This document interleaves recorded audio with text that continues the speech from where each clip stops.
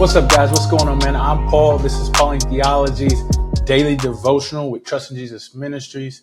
Man, we want to help you trust in Jesus more every day. And you can do that by this video, by going through the scriptures. Man, that's what's so awesome. It's just opening up your heart and your mind as we study the scriptures to see what God has to say and then applying those truths to our lives. But I've also got some blogs that you can check out and read on to do various different things about various different subjects, applying some things that happen in my life to be able to help you and encourage you to walk with Christ. And you can check me out on other media, social platforms. I think it's social media platforms where I do short video content as well, man. But love to have you here, and let's just not wait no further, but go dive deep into the last part of the second to last chapter of Genesis as we study the book of Genesis and the life of all of the patriarchs. Man, it's been pretty cool to be able to go through all these. We've reached the end of the blessings. We're gonna have like one little verse that's gonna sum it up or conclude the blessings, and then we'll go into Jacob, Israel's death. So if you haven't checked it out, go ahead and read Genesis 49, 28 through 33. If you have, we're going to go ahead and start going through what this is, man. The first question is, what's going on in the narrative? And we are back into the narrative because we have done, like I said, we're done with the poem or prophecy of the foretelling or the reminding of the things that the 12 brothers have done. Matter of fact, it goes on to say that, and these are the 12 tribes of Israel. So the author recognizes that what Jacob has blessed them with or foretold of their becoming is what will become of the 12 tribes. I've read through a couple of commentaries on this, and they talk about how these oracles or these words that and these blessings that Jacob speaks over his sons are pictures or part of what the tribes will be. The character of the sons will be the character of the tribes. And I think that's what the author is trying to say when he says, and these are the 12 tribes of Israel. Now, after he speaks of that, the author, then we go into another dialogue or monologue by Jacob, and he talks about his father and his mother and his grandfather and his grandmother and him also burying his family in this place in Canaan.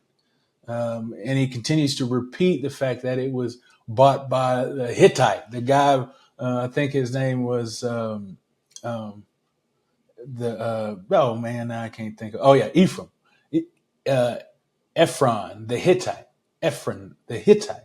So yeah, it's like this reminder of how God has provided for the promise of being in the land for all of his family, and he wants to be there too. He wants to be there with them. And so he, again, commands not just Joseph this time. We saw that he asked Joseph to do that as the head and the responsible of the family, like the head of the family, being in the position he is. But now he comes along the same way, and he talks to his brothers in the same manner as all 12 are there with him. And he says this same thing about being buried with his family. And then we see that it says that he gathered his feet on his bed. He's like, he's accepting his position and his fate that is about to occur. We saw earlier how before the oracles, the blessings that he spoke on his sons, he got up, sat himself up, ready to be able to speak these things to his sons. And now he's gathering himself again to relax and lay down and pass away. It says that he breathed his last, and he was gathered with his people. He's gathered with his people. What a life!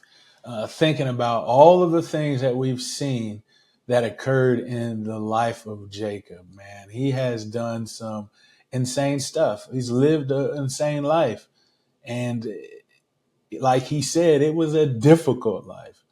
But what also he said was that he was shepherded by the Lord every step of the way. And that's a blessing. That's a testimony, man.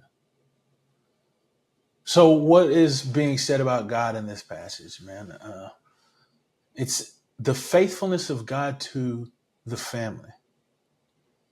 You see, he reminds his sons about how his father and his grandfather, their mother and his grandmother and his mother were all placed into the place where God said they would be in Canaan.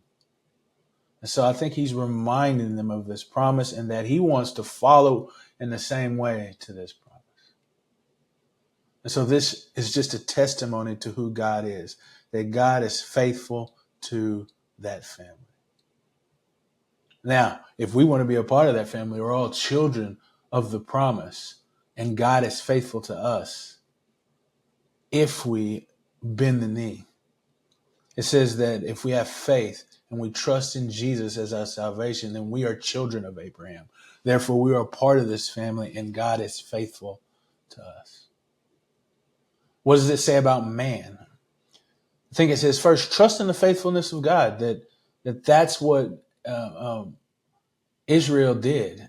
Is he recognized how good God was, and even after death, he believed that he would be where he belonged. There is a land that he is searching for, and he knows he's going to receive it because he trusts in his God.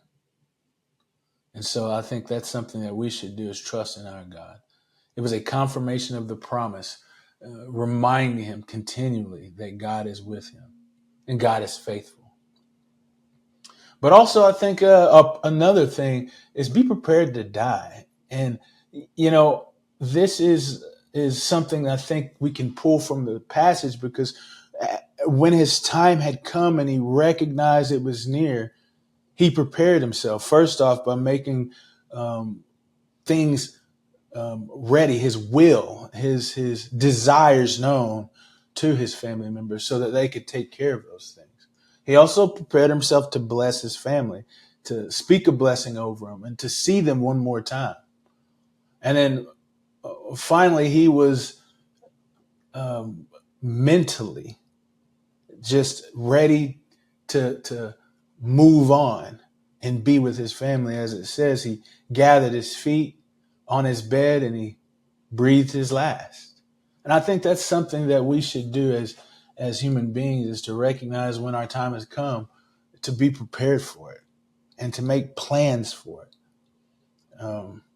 And so in the application, first off, I want to talk about the application of just trusting in the faithfulness of God. If there's something in your life that you have locked away from giving God the trust that he deserves, then allow for that to happen. Go ahead and open up your heart in every corner so that God may increase in his fulfillment in your life.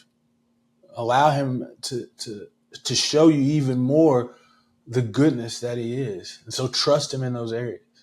But finally, I think that maybe we should apply if you have set up a will or set up a preparations for your death, life insurance to take care of your family, to make sure that everything is in order if that time occurs.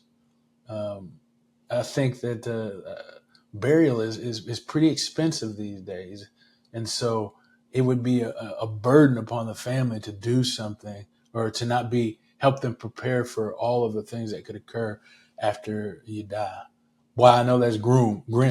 I know that's crazy to think about, but it should be on our minds, because death is certain. James says it's appointed for a man once to die, and then the judgment. And so we know almost with 100% certainty. I'm not going to say 100%, because Jesus could come back and we could walk with him and not have to worry about all that stuff.